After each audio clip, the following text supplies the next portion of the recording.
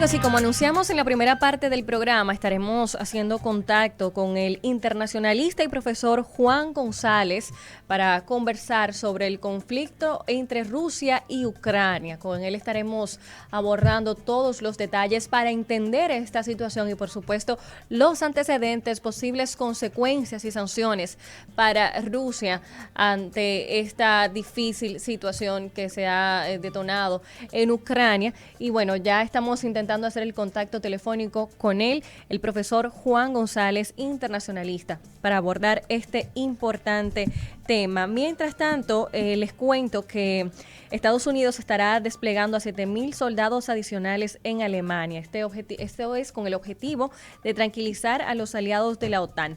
Ya tenemos en línea al profesor y vamos a abordar esta información y muchas más. Buenas noches, profesor. Bienvenido a No Se Diga Más. Sí, buenas noches, Karina, y a toda la audiencia. Un placer tenerle con nosotros y bueno, vamos a entrar en materia de inmediato para que nos cuente un poco sobre por qué se da este conflicto entre Ucrania y Rusia. Bueno, la causa principal de este conflicto está originada por la ampliación de la OTAN hacia Europa del Este. Todos sabemos que la Organización del Tratado Atlántico Norte es una organización que se crea luego de la Segunda Guerra Mundial y tiene como objetivo detener, o más bien disuadir a la Unión Soviética en aquel entonces ante cualquier amenaza a los países de Europa Occidental. Pero una vez se produce la caída del muro de Berlín en 1989 y la disolución de la Unión Soviética en 1991, muchos países que estaban bajo la órbita soviética comenzaron a ingresar a la Organización del Tratado del Atlántico Norte. Rusia comenzó a observar estos movimientos como una amenaza a su seguridad. Y en el caso de Ucrania específicamente y Georgia, Georgia, por ejemplo, en el 2008 también fue intervenida por Rusia, que junto a Ucrania habían solicitado la admisión a la Organización del Tratado del Atlántico Norte. Ambos países son muy estratégicos para Rusia. En el caso de Ucrania es un país clave y está dentro de la zona de seguridad porque además hace frontera con Rusia. Sí. Es un país muy importante, tiene una extensión geográfica que supera los 600,000 kilómetros cuadrados y una población que ronda los 44 millones de personas. Además, hay que destacar que Ucrania, el 20% de su población habla ruso y es de origen ruso. Es de origen ruso. Y esto es uno de los factores que ha incidido en que Rusia intervenga a Ucrania, a proteger la población de origen ruso en territorio ucraniano. Realmente esta situación que Rusia ha utilizado como excusa para invadir Ucrania, ¿es válido? ¿Hay una situación de riesgo real o es simplemente una excusa como muchos han planteado, incluyendo Estados Unidos, que dicen que esa era la estrategia que tenían prevista que él utilizaría? Bueno, lo que ocurre es que Ucrania es un país independiente y dentro del derecho internacional público tiene derecho a la autodeterminación, a tomar las decisiones de manera independiente. Como sujeto del derecho internacional público, tiene derechos y obligaciones internacionales. O sea, en esa lógica del derecho, Ucrania actuando de querer adherirse a la Organización del Tratado del Atlántico Norte y además tener un acercamiento con la Unión Europea, que la situación que vemos hoy tiene su origen inmediato en el 2014, cuando el Parlamento de Ucrania decidió echar para atrás un acuerdo de asociación con la Unión Europea, y esto provocó que la población saliera a las calles y obligara a la renuncia del presidente de aquel entonces en Ucrania, Víctor Yanukovych. Sí. Y esa decisión fue lo que provocó que Rusia interviniera, anexionara a Crimea y tomar el control de Donbass, o por lo menos comenzó desde ese momento a apoyar a los rebeldes rusos, tanto en Donetsk como en Lugansk, que hoy en el día de ayer se han proclamado repúblicas independientes. Muchos dicen que los organismos internacionales, la ONU, la OTAN, juegan un rol determinante ante este tipo de situaciones y muchos están decepcionados por el margen de actuación que han tenido y que están teniendo específicamente en este caso. ¿Continúan siendo efectivos estos organismos internacionales o es tiempo de un despertar y un cambio en las reglas del juego?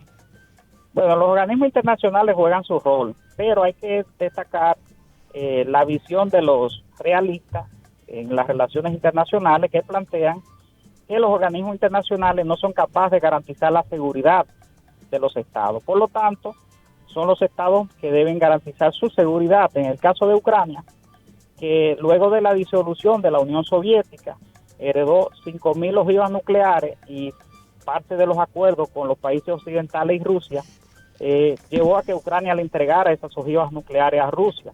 Si Ucrania hoy hubiese tenido estas ojivas nucleares, Rusia no la hubiese agredido, porque esa capacidad de disuasión de Ucrania, en caso de que hubiese mantenido esas ojivas, no, iba a evitar que Rusia decidiera atacar.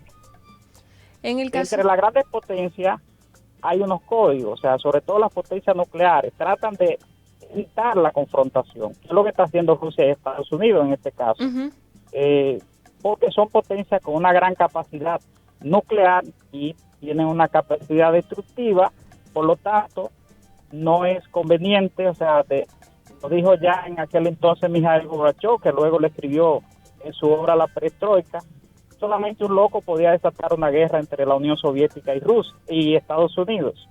Lo mismo se aplica hoy, o sea, solamente una persona loca pudiera desatar una guerra entre Estados Unidos y Rusia, porque ambos países se van a autodestruir, ambas potencias. Sí, en este sentido el presidente Biden también ha marcado una posición y ha dicho que va a haber consecuencias para Rusia, principalmente consecuencias económicas. ¿Qué implicaciones? Sí, las sanciones es un mecanismo que utiliza Occidente frente a Rusia, porque no puede enfrentarlo militarmente por lo que acabo de decir. Sí. La capacidad militar que tiene Rusia es la segunda potencia militar del mundo, por lo tanto no es viable enfrentarlo militarmente. Ahora sí lo hace desde el punto de vista de las sanciones, como castigo y que le afecta enormemente a Rusia porque tiene una economía mediana. Rusia es la economía número 12 del mundo con un Producto Interno Bruto de 1,7 millones de dólares, mientras que el de Estados Unidos es de 24,7 billones de dólares. Por lo tanto, Rusia con 1,7 billones, mientras que Estados Unidos tiene un PIB de 24,7 billones, Alemania 4,5 billones de dólares. Entonces estamos hablando de países con un gran poder económico que una vez sancionan a Rusia, afectan su economía. Hay que destacar que Rusia es el principal suplidor energético de Europa Occidental, especialmente con gas, petróleo y carbón. Por ejemplo, Rusia es un socio muy importante de Alemania. Sí. Alemania es el segundo socio de Rusia, o sea, también tiene grandes inversiones Alemania en Rusia. Sin embargo, esta crisis va a provocar un distanciamiento entre Rusia y Alemania. Sobre todo porque desde hace un tiempo la administración Trump, que objetó fuertemente la construcción del gasoducto Nord Stream 2, ese gasoducto que fue financiado con un costo por encima de los 11,000 millones de dólares, financiado por Rusia y Alemania, ha dicho ya el canciller Olaf Scholz que no va a entrar en vigencia, por lo menos a corto y mediano plazo. Eso para Rusia no es positivo, aunque Alemania lo va a afectar en el momento, eso es verdad, pero también va a tener una repercusión a la economía de Rusia. Sí. Rusia se va a hacer mucho más dependiente de China, porque China sigue siendo el principal soporte económico de Rusia, sobre todo a partir... Justo a China me quería referir, que es otra pieza clave en este conflicto. ¿Qué esperamos ahora que pase con China?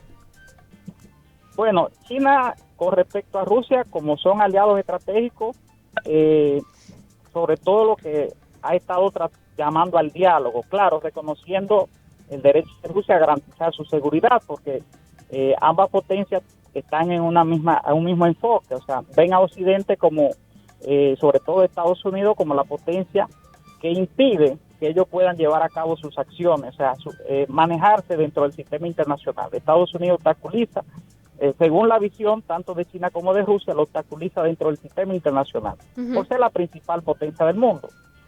Entonces, en ese sentido, China se limita a reconocer el derecho de Rusia de garantizar su seguridad, pero al mismo tiempo llama al diálogo.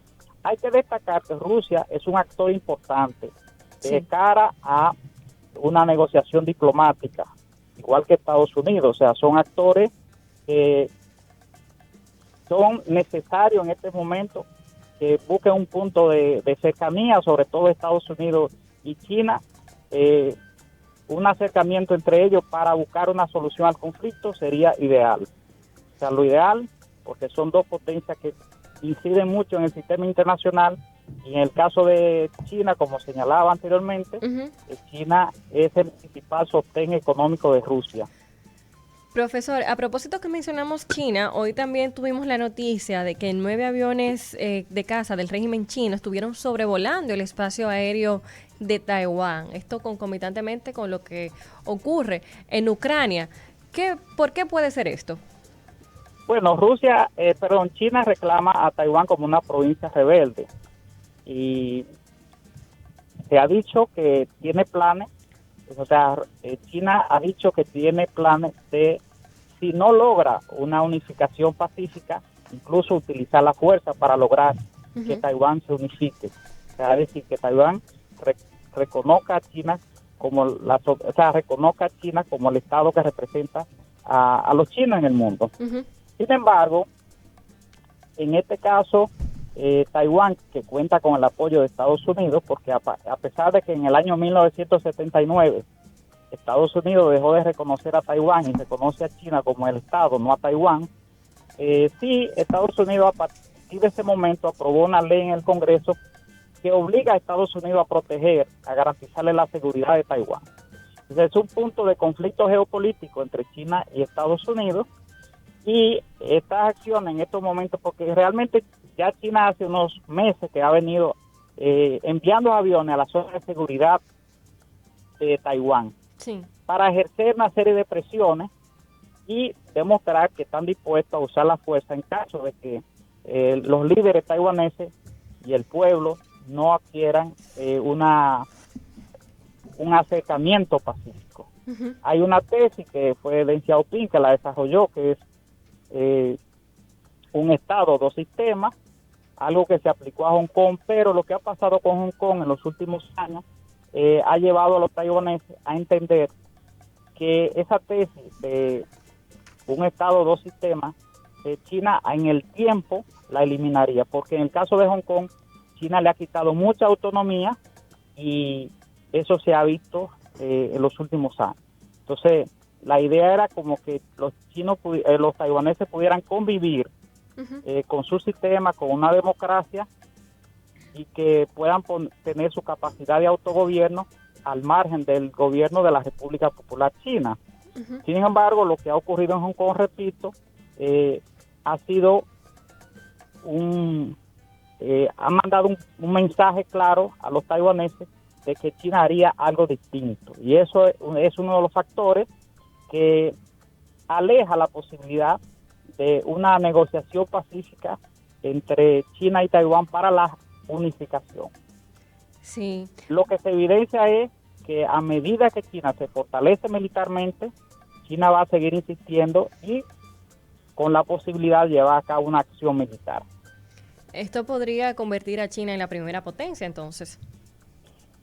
Claro, le da a China un margen porque la fortalece. Taiwán es una potencia industrial, a pesar de que es un país de 24 millones de habitantes, 36.000 kilómetros cuadrados, pero es un país que, por ejemplo, tiene un gran desarrollo en la alta tecnología. Por ejemplo, es uno de los principales productores de microprocesadores. Más del 60% de los microprocesadores en el mundo son producidos por Taiwán.